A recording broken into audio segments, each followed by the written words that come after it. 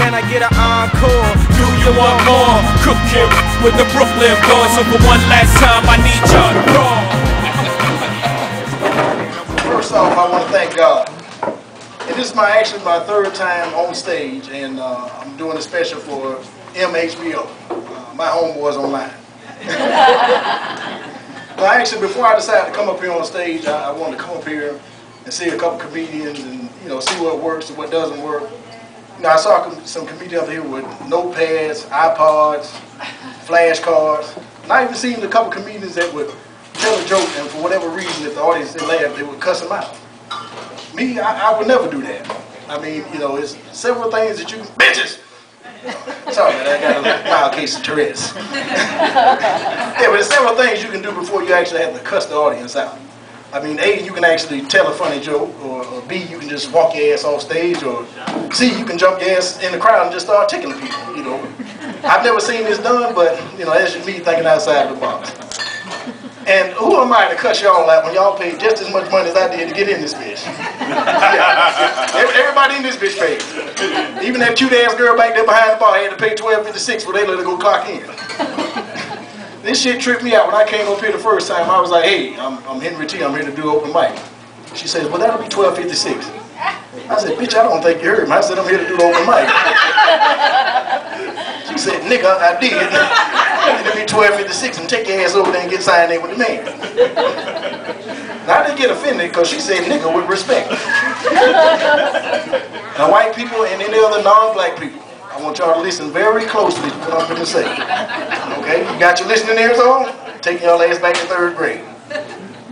Where y'all tend to run into problems is you say nigger, and you put that little ER on the end. Now that little ER will get your ass sent over to St. Joseph's ER. Now that's just me talking. That's just me talking. I'm not speaking for the entire black community. So sir, don't you take your ass down there to Fletcher and 15 hollering at nigga. That's a good way to get your ass lumped up in the meat knocked out your taco. I was real leery about telling that joke because the after effect could be real devastating. I mean, just think if there's an old white guy in the back and he didn't quite hear the crux of the joke. Maybe because his hearing aid wasn't turned off, or maybe he was just back there taking the shit. And he goes home the next day and he try to explain it to his neighbor. Tom, we finally can say it. What's that, Ralph? We finally can say it out of the confines of our homes.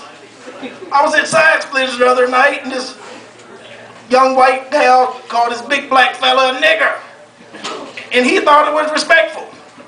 Now the next time you see Ralph and Tom will be on Bay News 9 at Bayfront Medical wrapped up in ER like they got the mumps. And last time I was up here there was a comedian talking about if he won the lottery. And here's my take on that. First off, there should be an assessment test that you need to take and pass before they even let your ass play the lottery. And the reason I say that, there was a guy that won the Powerball in Kentucky. He won $252 million. And the reporter asked him, are you going to continue to work? Well, first off, the reporter should have had his ass kicked for asking a dumbass question like that. And secondly, the reporter should have kicked the man's ass for answering the dumbass question like that. This bitch is working at a convenience store making $6.38 an hour. He got a ticket for $252 million. He can't decide if he's going to quit work. It'd be a whole lot different if old Henry T won the lottery. The reporter the interview be like this. Yes, we're sitting here with Rufus Jackson. He has just won the lottery. I know y'all didn't think I was going to use my real name. You know how many friends, family, and children I got? Bad-ass credit. Yes, Rufus, you won the lottery. Are you going to continue to work? Hell no. And what's up with Disneyland? Everybody that wins something always talking about, well, I'm going to Disneyland. I'm going to Disneyland. You know, crazy-ass man in Kentucky, I'm going to Disneyland. You ain't got to win the lottery or the Super Bowl to go to Disneyland. I ain't won shit and I done been to Disneyland. Rufus, well, if you're not going to quit your job, are you going to give you 2 weeks notice? Motherfuckers ain't noticed I ain't called in or called and came in the office in 2 weeks, then God bless them. Rufus, one final question. Are you going to go to Disneyland? No, to my auntie house. They got fish fry over there. What's going on with the mic? You hear that? Yeah. It's all good. It's loose at the bottom. What is some shit? And when you get open mic, you don't get no music. None of that shit you see on BET. You know, good introduction to none of that. And anyway, you remember the guy that in Plant City that won the lottery, you know, $40 million? Oh, God. You know, that was sad. I heard a lot of good things about the man. He was real generous and all that. And, you know, the one that got killed. And that was real sad, real sad. Did y'all see the white woman he was with? Y'all seen her? Yeah, that's sad too. Yeah, real sad. You don't want $40 million and that's the best you can do? I'm pretty sure you can get a bitch like that by winning the 50-50 raffle at a Little League football game and scratch off team. Well, I talked to a lot of friends and family and they were saying, hey, in your act, you need to do some jokes. You know, here's a joke for you. There was these two slaves at the slave compound. One of them says to the other one, man, I can't take this shit. I can't feed my family off this bullshit. So then he goes down, he's going to talk to the master. So he goes down there and talks to the master. He comes back, pocket full of money and more food. So the other slave says to him, hey man, what did you do? I told him I couldn't take this shit and I just went to cussing.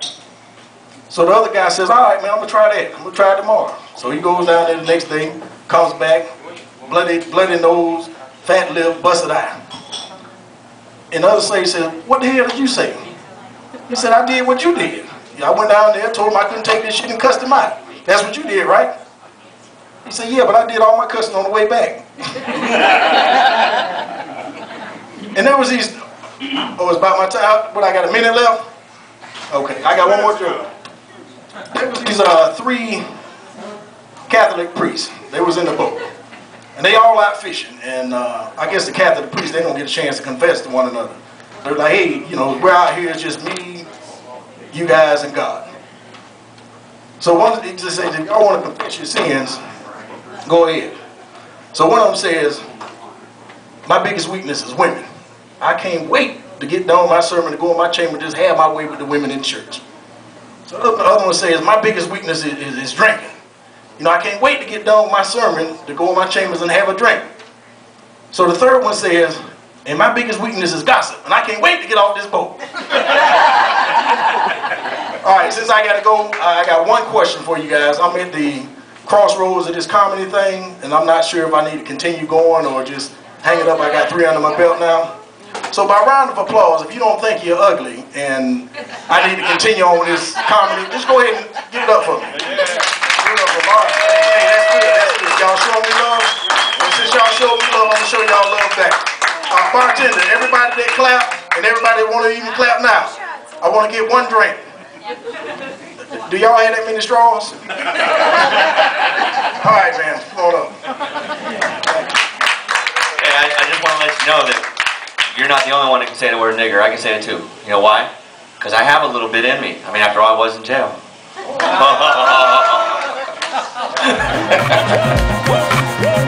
Can I get an encore? Do you want more? Cook it with the Brooklyn boys. So for one last time, I need y'all to brawl.